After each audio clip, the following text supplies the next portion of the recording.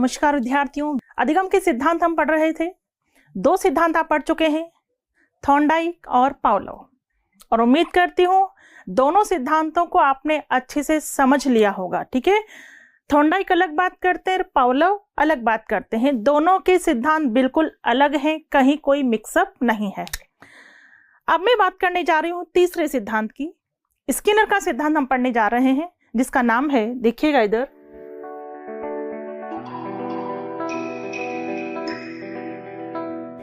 तीसरा सिद्धांत नंबर 3,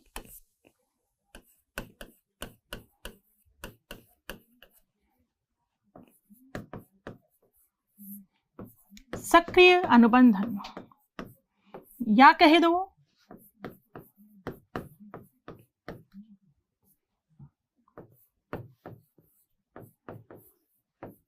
क्रिया प्रसूत अनुबंधन, या कह दो कार्यात्मक अनुबंधन सिद्धांत। सक्रिय अनुबंधन, क्रिया प्रसूत अनुबंधन, या कह दो कार्यात्मक अनुबंधन सिद्धांत। इंग्लिश में कहेंगे ऑपरेंट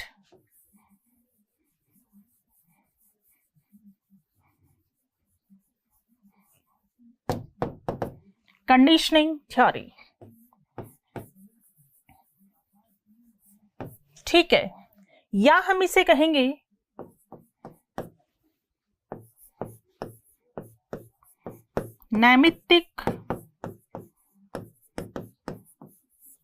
नैमित्तिक अनुबंधन, या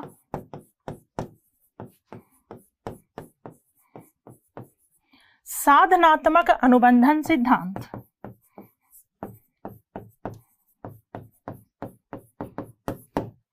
नैमित्तिक अनुबंधन या साधनात्मक अनुबंधन सिद्धांत। इंग्लिश में कहेंगे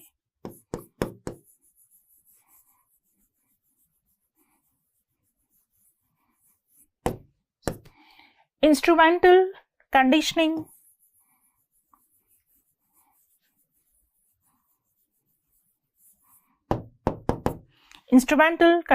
थ्योरी।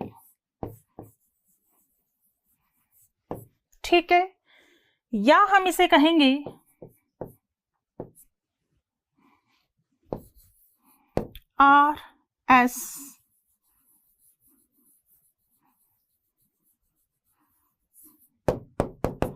RS conditioning theory.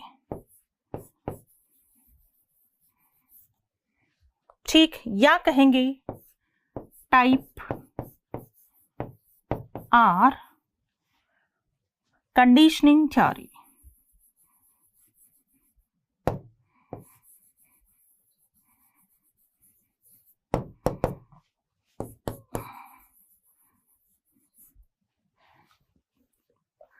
सबसे पहले नाम पे फोकस करें।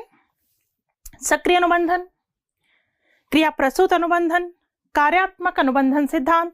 इंग्लिश में कहेंगे ऑपरेंट कंडीशनिंग थ्योरी, या हम इसे कह सकते हैं नैमित्तिक अनुबंधन या साधनात्मक अनुबंधन सिद्धांत। इंग्लिश में कहेंगे इंस्ट्रूमेंटल कंडीशनिंग थ्योरी, या इसे हम कह सकते हैं RS कंडीशनिंग थ्योरी, या हम इसे कह सकते हैं टाइप R कंडीशनिंग थ्योरी।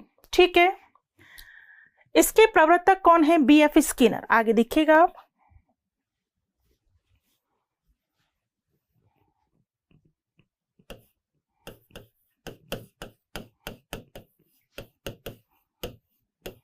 ठीक है, कौन सा सिद्धांत पढ़ रहे हैं हम? क्रिया प्रसूत अनुबंधन सिद्धांत। सारे नाम मैं पहले लिखवा चुकी हूं आपको, तो सिंपल देखिए, क्रिया प्रसूत अनुबंधन सिद्धांत। प्रवर्तक कौन है? Skinner, BF Skinner.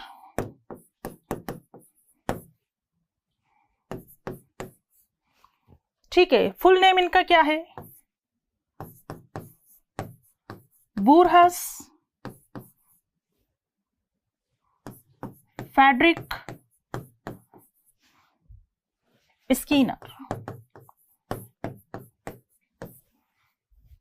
निवासी कहाँ के थे? अमेरिका।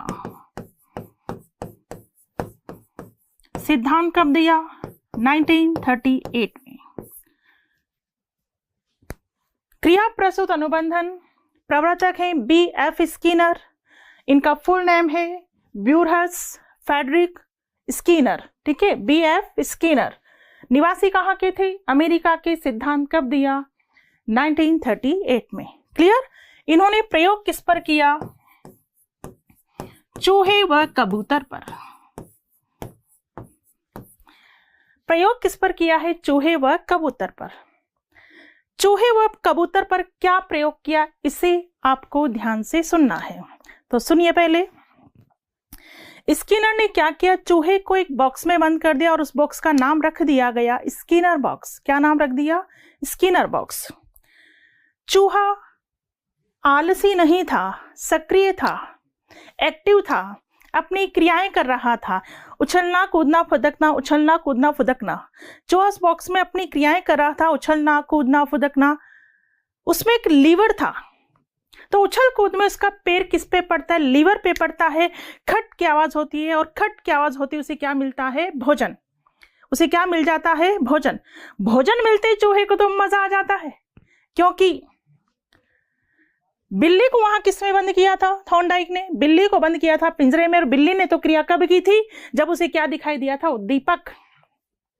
लेकिन यहां चूहे का इंटेंशन तो क्रिया करना था, वो तो अपनी क्रियाएं कर रहा था, उछलना कूदना फुदकना, कि बिल्कुल लीवर पे पैर पड़ता है, खट की आवाज होती है, खट की आवाज होती है, वहां एक ट्रे लगी हुई होती है, उसमें क्या आ जाता है? भोजन। ये भोजन चूहे के लिए क्या काम करेगा? पुनर्बलन का। और आप सबको पता है कि क्रिया करने के बाद जब पुनर्बलन मिल जाता है तो क्रिया करने की गति में और अधिक तीव्रता हो जाती है। पुनर्बलन क्रिया करने की गति में क्या कर देता है? तीव्रता। तो चूहे पर बिल्कुल ये प्रयोग किया, एक बार देखेंगे आप अच्छे से। चूहा है, एक बॉक्स में बंद है, और इस बॉक्स का नाम क्या रख दिया गया था? Skinner box.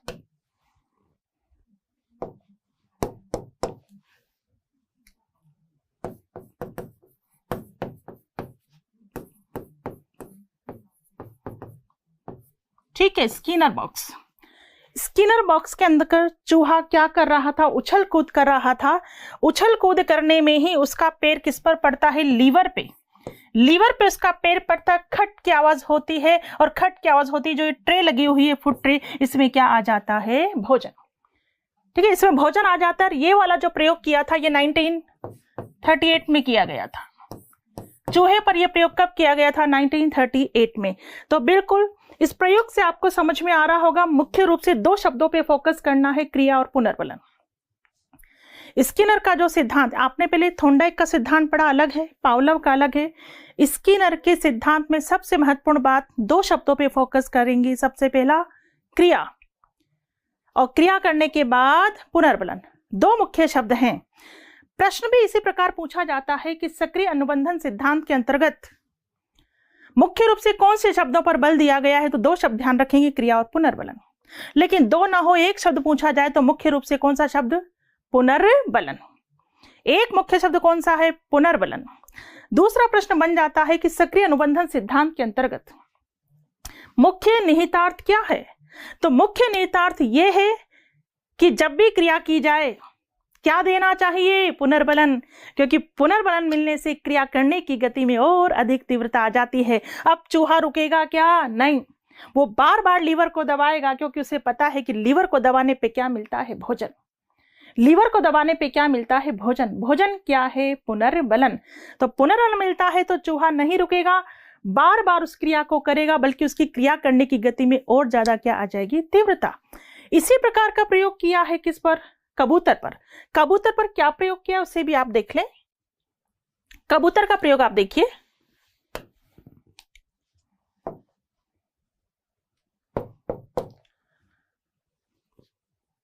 देखिए, कबूतर है और यहां पर क्या है? एक बटन है। कबूतर जब इस बटन को दबाएगा तो इसे क्या मिलेगा? भोजन। लेकिन कबूतर एकदम से बटन को दबाएगा कैसे? इसके लिए देखिए, स्टेप फर्स्ट क्या है? Give the pigeon food when it turns towards the button, मतलब जैसे ही कबूतर बटन की तरफ मुड़ा तो उसके सामने दाना रख दिया गया, तो कबूतर उस दाने को लेने के लिए, चुगने के लिए आगे बढ़ेगा, आगे बढ़ा।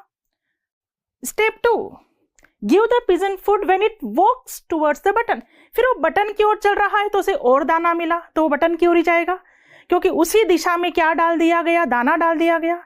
क्योंकि मकसद क्या है, कबूतर को बटन तक लाना, कि कबूतर बटन को दबाना सीख जाए, बटन को दबाएगा तभी उसे क्या मिलेगा, भोजन मिलेगा। तो सबसे पहले तो जैसे ही, वापस देखिए एक बार, give the pigeon food when it turns towards the button, जैसे ही वो बटन की तरफ मुड़ा उसे क्या दे दिया, दाना। फिर give the pigeon food when it walks towards the button, फिर जैसे ही वो बटन की तरफ जाने लगा तो फिर उसे क्या मिल गया, दाना। स्टेप 3 देखिए, give the pigeon food when raises its head to the height of the button, जैसे ही उसने अपने सिर को उठाया, बटन की तरफ देखा तो फिर उसे क्या दिखाई दिया, दाना। फिर वो आगे बढ़ा। Step 4, give the pigeon food when it taps the button with its beak, जब उसने अपनी चोंच से बटन को प्रेस किया तो उसे क्या मिला, दाना। बटन को प्रेस करने पर क्या मिला, दाना। तो बताओ कबूतर अब निश्चित स्थान पर चोंच मारना सीख जाएगा या नहीं? बिल्कुल, क्योंकि उसे सिखाया गया। जैसे वो बटन की तरफ टर्न हुआ तो उसे फिर क्या दे दिया, दाना। फिर वो थोड़ा सा आगे बढ़ा, फिर उसे क्या दे दिया, दाना। फिर उसने अपनी चोंच जैसे ही ऊपर उठाई, अपना सिर जैसे ऊपर उठाया, फिर उसे क्या मिल गया, दाना। फिर जैसे उसने बटन पर चोंच मारी तो फिर उसे क्या मिल गया, दाना। यानी इस तरीके से कबूतर सीख गया कि बटन को प्रेस करने से क्या मिलेगा, दाना। क्रिया करना सीख गया, क्योंकि क्रिया करेगा तो उसे दाने के रूप में क्या मिलेगा, पुनर्बलन। तो 2 ही शब्द सामने आ रहे हैं। प्रयोग कितने भी किए गए हों, पहले भी मैंने कहा था कि प्रयोग क्या किया है ये नहीं पूछा जाएगा, हमें ध्यान रखना है किस पर प्रयोग करना है। सिंपल वे में ध्यान रखना किस पर प्रयोग किया और प्रयोग करने से निष्कर्ष क्या निकले। तो यहाँ 2 ही शब्द मुख्य निकल रहे हैं, क्या, क्रिया और पुनर्बलन। ठीक है, क्रिया और पुनर्बलन। तो आखिरकार कबूतर निश्चित स्थान पर चोंच मारना सीख गया। ठीक है, सबसे पहले स्टेप 1 से गुजरा, स्टेप 2 से गुजरा, स्टेप 3 से गुजरा, स्टेप 4 पे उसने बटन को प्रेस करना सीख लिया, क्योंकि उसे पता था बटन को प्रेस करने पर उसे क्या मिलेगा, दाना। क्लियर? इतनी बात आपके समझ में आ गई होगी। तो वापस देखिए इधर, प्रयोग किस पर किया, चूहे पर। चूहे पर तो प्रयोग कब किया, 1938 में, और कबूतर पर कब किया, 1943 में। ठीक है, चूहे पर 1938 में प्रयोग किया, कबूतर पर 1943 में प्रयोग किया, और इन प्रयोगों से निष्कर्ष क्या निकला, क्रिया और पुनर्बलन। 2 शब्दों पर फोकस करेंगे। ठीक है, 2 शब्दों पे फोकस करना है। देखिए इधर प्रयोग क्या था, चूहा। चूहे को किसमें बंद किया, स्किनर बॉक्स में बंद। फिर उसने क्या किया, उछल कूद की, उछल कूद यानी क्या की उसने, क्रिया।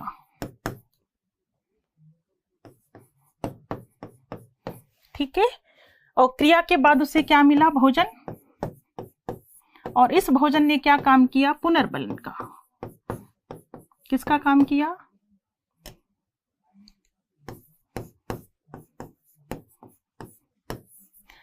तो 2 शब्दों पे आपको फोकस करना है, एक तो क्रिया और दूसरा शब्द है पुनर्बलन।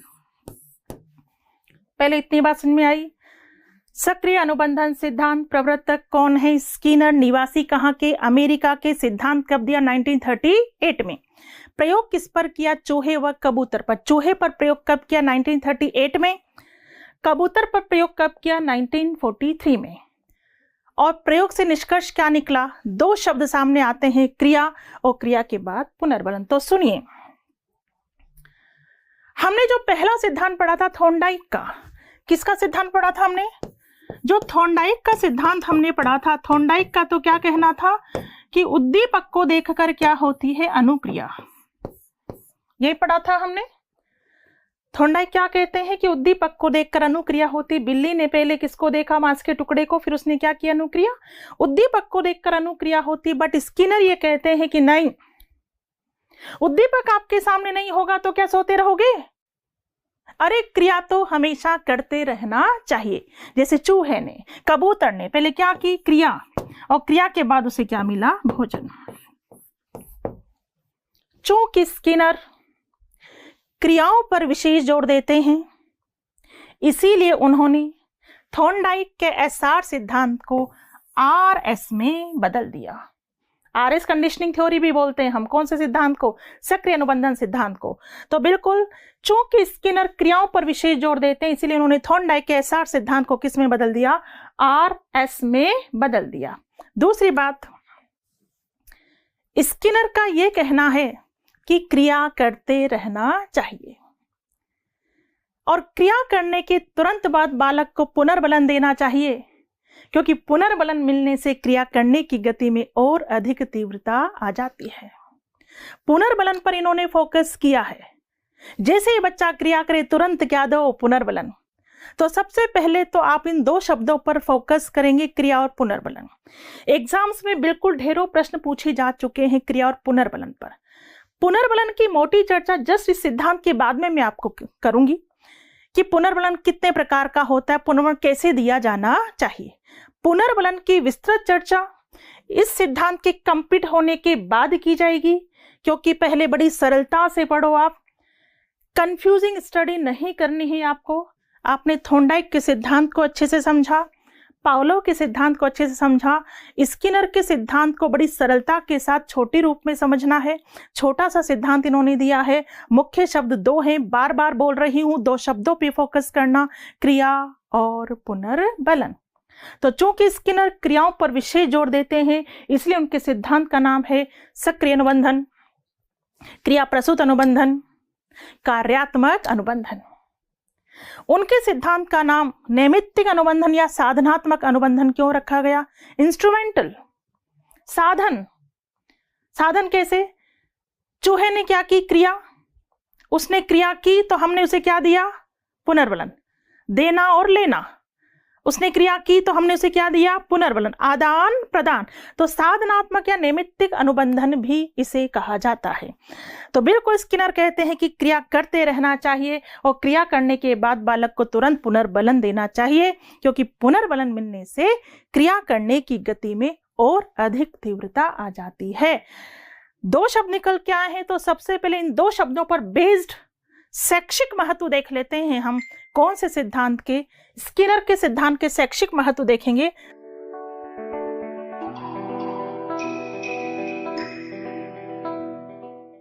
पहला शैक्षिक महत्व देखिए, वांछित कह दो या उचित।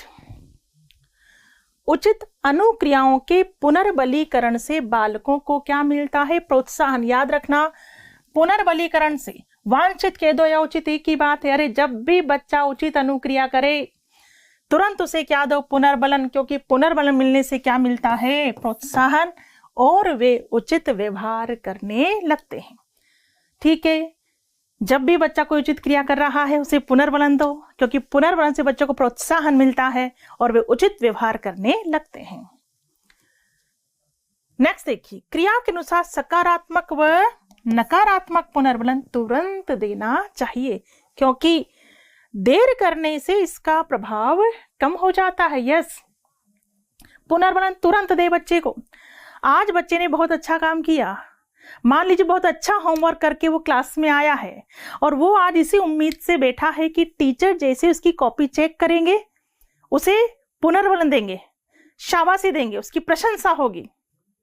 लेकिन हो सकता है टीचर का मूड अच्छा नहीं था, जैसे सबकी कॉपी चेक की ऐसे उस बच्चे की कॉपी चेक कर दी। उसकी आशा किसमें तब्दील हो गई? निराशा में। 2-3 दिन के बाद टीचर का मूड अच्छा था, 2-3 दिन के बाद टीचर उस बच्चे को पुनर्बलन देता है कि शाबाश बेटा, बहुत बढ़िया काम किया था। क्या बच्चे पर प्रभाव पड़ेगा? पड़ेगा, लेकिन उतना नहीं जितना तुरंत पुनर्बलन देने पर पड़ता। बच्चा जिस दिन जिस उम्मीद से बैठा था उसी दिन उसे पुनर्बलन मिल जाता, वो नेक्स्ट डे और अच्छा काम करके लाता। कहने का मतलब ये, पुनर्बलन तुरंत देना चाहिए। अच्छा काम करने पर सकारात्मक पुनर्बलन तुरंत दें, बच्चा नहीं रुकेगा, बार बार उस कार्य को करेगा, क्योंकि ये बात तो हम पढ़ ही चुके हैं कि पुनर्बलन देने से क्रिया करने की गति में और अधिक तीव्रता आ जाती है। गलत काम बच्चे ने किया है तुरंत रोको, तुरंत टोको, बेटा गलत किया है आपने और आपको ऐसा नहीं करना चाहिए। तुरंत रोको से तुरंत टोको। अगर आपने ऐसा नहीं किया, नेक्स्ट डे वो फिर गलत काम करेगा, उसके बाद फिर गलत काम करेगा और गलत काम करना उसकी आदत बन जाएगी। और बच्चों, आदत में परिवर्तन करना आसान नहीं होता, इसलिए किसी भी गलत काम को आदत मत बनने दो। तुरंत सकारात्मक और नकारात्मक पुनर्वन बच्चे को दें, तो क्रिया के अनुसार सकारात्मक व नकारात्मक पुनर्वन तुरंत देना चाहिए, क्योंकि देर करने से इसका प्रभाव कम हो जाता है। ठीक है, आगे देखिए। इस सिद्धांत के द्वारा बालक में अपेक्षित व्यवहारगत परिवर्तन किया जा सकता है। अपेक्षित व्यवहारगत परिवर्तन कैसे? अपेक्षित यानी जैसा हम चाहते हैं वैसा परिवर्तन बच्चे में ला सकते हैं। जब भी बच्चा काम करे, आवश्यकता अनुसार सकारात्मक और आवश्यकता अनुसार उसे नकारात्मक पुनर्वलन देना चाहिए। परिवर्तन कब नहीं आता? जब हम बच्चे को केवल नकारात्मक शब्दों से पुकारते, गधा है, नालायक है, गधा है, नालायक है। हमेशा ऐसे शब्दों से हम बच्चे को पुकारेंगे तो बच्चे में परिवर्तन नहीं आएगा। अरे बच्चे ने अच्छा काम किया है तो सकारात्मक पुनर्वलन के द्वारा उसे मोटिवेट करना है, गलत काम किया है तो उसे नकारात्मक पुनर्वलन देना है। बच्चे को यदि समय समय पर सकारात्मक और समय समय पर नकारात्मक पुनर्वलन मिलता रहे तो हम जैसा चाहते हैं वैसा परिवर्तन बच्चे में ला सकते हैं, यानी बच्चे में अपेक्षित व्यवहारगत परिवर्तन किया जा सकता है। ठीक है, नेक्स्ट देखिए। इस सिद्धांत में चूहे को भोजन का मिलना उसके लिए उचित पुनर्बलन है। अरे इसी प्रकार बच्चों से प्रशंसा के 2 शब्द बोल दो, कोई पुरस्कार दे दो, यही बच्चों की दृष्टि से उचित पुनर्बलन है। बिल्कुल, आपने देखा प्रयोग चूहे का, चूहे को क्या मिला? भोजन। भोजन उसके लिए क्या था? पुनर्बलन। इसी प्रकार हम बच्चे से प्रशंसा के 2 शब्द बोल दें, उसे कोई पुरस्कार दे दें, यही बच्चों की दृष्टि से उचित पुनर्बलन है। अभिक्रमित अनुदेशन इसी सिद्धांत पर आधारित है। अभिक्रमित अनुदेशन नाम सुना होगा आपने। अभिक्रमित अनुदेशन, प्रोग्राम्ड इंस्ट्रक्शन। अभिक्रमित अनुदेशन कह सकते हैं, अभिक्रमित अधिगम कह सकते हैं, कार्यक्रमित अधिगम कह सकते हैं, कार्यक्रमायोजन कह सकते हैं। किसको? अभिक्रमित अनुदेशन को। प्रोग्राम लर्निंग कह सकते हैं, प्रोग्राम्ड इंस्ट्रक्शन कह सकते हैं। और अभिक्रमित अनुदेशन एक विधि है, एक शिक्षण विधि। शिक्षण विधियों के अंतर्गत आप इसे पढ़ते हैं। अगर मैं फर्स्ट ग्रेड एग्जाम की बात करूं तो फर्स्ट ग्रेड के बच्चे अभिक्रमित अनुदेशन को टेक्नोलॉजी के अंतर्गत पढ़ते हैं। लास्ट 2 यूनिट्स टेक्नोलॉजी की है, वहां पढ़ते हैं। सेकेंड ग्रेड, थर्ड ग्रेड और टेट वाले बच्चे जो भी हैं वो अभिक्रमित अनुदेशन को शिक्षण विधियों के अंतर्गत पढ़ते हैं, क्योंकि एक विधि मानी गई है क्या? अभिक्रमित अनुदेशन। और इसके प्रवर्तक भी कौन है? स्किनर। अभिक्रमित अनुदेशन में भी क्या होता है? बच्चा क्रिया करता है, क्रिया के बाद उसे क्या मिलता है? पुनर्बलन। बच्चा क्रिया करता है, क्रिया के बाद उसे क्या मिलता है? पुनर्बलन। इसीलिए तो अभिक्रमित अनुदेशन इसी सिद्धांत पर आधारित है। कौन से सिद्धांत पर आधारित है?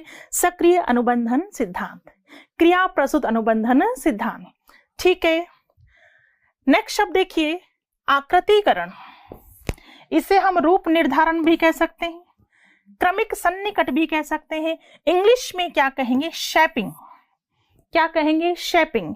यानी बालक के व्यवहार में वांछित परिवर्तन लाने के लिए पुनर्बलन का प्रयोग करना। किसका प्रयोग करना? पुनर्बलन का। कहने का मतलब है हम बालक के व्यवहार को धीरे धीरे मोड़ते हैं पुनर्बलन के द्वारा। तो इसे ही जस्ट क्या नाम दिया गया? शेपिंग नाम दिया गया है। आकृतिकरण, उसका आकृतिकरण करते हैं, व्यवहार में परिवर्तन लाते हैं, रूप निर्धारण करते हैं। क्रमिक सन्निकट, ठीक है, इंग्लिश में शेपिंग बोलेंगे, शब्द पे ध्यान देना। तो बालक के व्यवहार में वांछित परिवर्तन लाने के लिए पुनर्बलन का आंशिक प्रयोग करना क्या कहलाता है? शेपिंग कहलाता है। पहले इतनी बात आपको समझ में आ गई। शैक्षिक महत्व 2 शब्दों से ही निकल रहे हैं, क्रिया और पुनर्बलन। कैसे? बिल्कुल, आपने पहले शैक्षिक महत्व में पढ़ा कि जब भी बच्चा उचित अनुक्रिया करे, वांछित अनुक्रिया करे, उसे तुरंत क्या दें? पुनर्वलन। पुनर्वलन से बच्चों को क्या मिलता है? प्रोत्साहन, और वे उचित व्यवहार करने लगते हैं। पुनर्वलन जो मुख्य रूप से दो प्रकार का होता है, सकारात्मक और नकारात्मक। डिटेल चर्चा में आगे करूंगी आपसे। सकारात्मक और नकारात्मक पुनर्वलन तुरंत देना चाहिए, क्योंकि देर करने से इसका प्रभाव कम हो जाता है। अगर हम बालक को सकारात्मक और नकारात्मक पुनर्वलन देते रहें, आवश्यकता पड़ने पर सकारात्मक और आवश्यकता पड़ने पर नकारात्मक पुनर्वलन देते रहें, तो हम बालक में अपेक्षित व्यवहारगत परिवर्तन कर सकते हैं। फिर आपने पढ़ा कि सिद्धांत में चूहे को क्या मिला? भोजन। चूहे को भोजन का मिलना उसके लिए उचित पुनर्वलन था। इसी प्रकार हम बच्चों से प्रशंसा के दो शब्द बोल दें, कोई पुरस्कार दे दें, यही बच्चों की दृष्टि से क्या है? उचित पुनर्वलन है। और एक बात ध्यान रखना, यह सिद्धांत प्रभाव के नियम पर आधारित है। यह सिद्धांत प्रभाव के नियम पर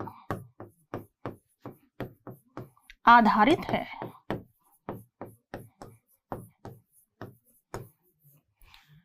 बिल्कुल प्रभाव के नियम पर आधारित है, क्योंकि चूहे ने प्रयास किया और प्रभाव अच्छा पड़ा, उसे क्या मिला? भोजन मिला। कबूतर ने प्रयास किया, प्रभाव अच्छा पड़ा, क्या मिला? भोजन मिला। तो इसका प्रभाव क्या पड़ेगा? वो बार बार क्रिया करेगा। तो यह सिद्धांत प्रभाव के नियम पर आधारित है। ठीक है। और अभिक्रमित अनुदेशन इसी सिद्धांत पर आधारित है। अभिक्रमित अनुदेशन जिसके प्रवर्तक कौन है? बीएफ स्किनर जिसके प्रवर्तक हैं, जिसको आप शिक्षण विधियों के अंतर्गत पढ़ते हैं। तो अभिक्रमित अनुदेशन इसी सिद्धांत पर आधारित है। कौन सा सिद्धांत? सक्रिय अनुबंधन सिद्धांत। एक शब्द ध्यान रखना है जिसे हम आकृतिकरण भी कह सकते हैं, रूप निर्धारण कह सकते हैं, क्रमिक सन्निकट कह सकते हैं, इंग्लिश में कहेंगे शेपिंग। तो बालक के व्यवहार में वांछित परिवर्तन लाने के लिए पुनर्वलन का आंशिक प्रयोग करना, इसे क्या कहेंगे? शेपिंग। यहां तक की बात आपको समझ में आ गई होगी।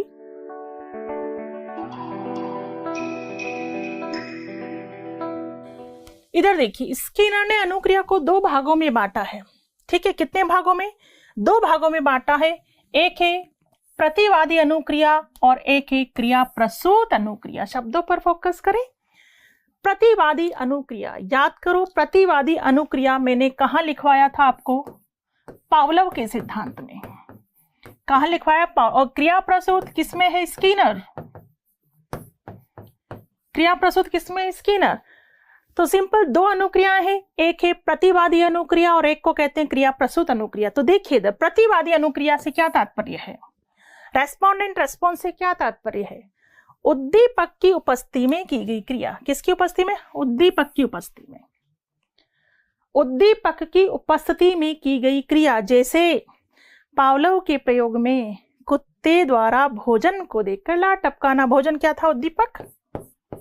तो क्या लिखा है? उद्दीपक की उपस्थिति में। तो यहां उद्दीपक क्या है? भोजन।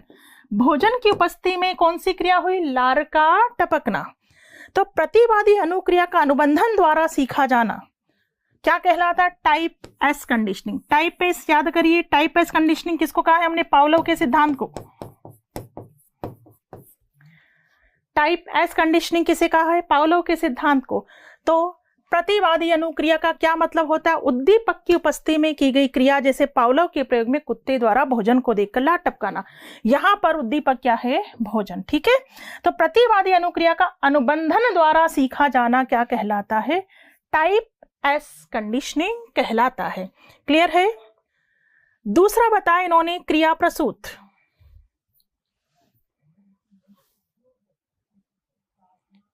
ठीक है, क्रिया प्रसूत अनुक्रिया ऑपरेंट रेस्पॉन्स, ये क्या है? उद्दीपक की अनुपस्थिति में की गई क्रिया। देखिए इधर, स्किनर बॉक्स में चूहे का लीवर दबाना, क्या पहले उद्दीपक मौजूद था? नहीं। चूहे ने पहले क्या की? क्रिया। क्रिया के बाद उसे क्या मिला? भोजन। इसलिए तो हम आरएस थ्योरी भी इसे बोलते हैं।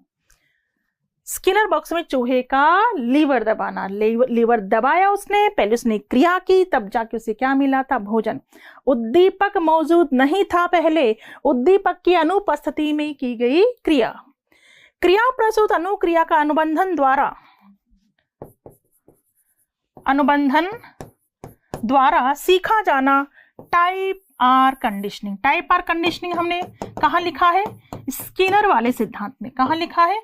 स्किनर वाले। टाइप आर कंडीशनिंग कहलाता है। तो सिंपल ध्यान रखना, दो प्रकार की अनुक्रिया होती है। पहली अनुक्रिया क्या थी? प्रतिवादी अनुक्रिया। प्रतिवादी अनुक्रिया का मतलब क्या है? उद्दीपक की उपस्थिति में की गई क्रिया। उद्दीपक की उपस्थिति में क्रिया कहाँ हो रही? पावलों में। क्रिया प्रसूत अनुक्रिया, यहाँ उद्दीपक की अनुपस्थिति में की गई क्रिया। जैसे चूहे ने लीवर दबाया है और लीवर दबाने के बाद उसे क्या मिला है? भोजन। क्लियर? तो स्किनर ने अनुक्रिया को दो भागों में बांटा है, प्रतिवादी अनुक्रिया और क्रिया प्रसूत अनुक्रिया। यहां तक की बात आपको समझ में आ गई होगी। ये सिद्धांत हमारा कंप्लीट हुआ, लेकिन चूंकि इस सिद्धांत में पुनर्बलन शब्द मुख्य है। कौन सा शब्द? पुनर्बलन शब्द मुख्य है, इसलिए हम नेक्स्ट क्लास में चर्चा कौन से टॉपिक पर करेंगे? पुनर्बलन। ठीक है, तो मिलते हैं नेक्स्ट क्लास में। धन्यवाद। फेसबुक पर लाइक करें, यूट्यूब पर सब्सक्राइब करें और डाउनलोड करें VJ education app by doctor Vandana Jadaun और पाएं free demo classes, free model test papers और free motivational videos. For more information, call us on 9587 305 306.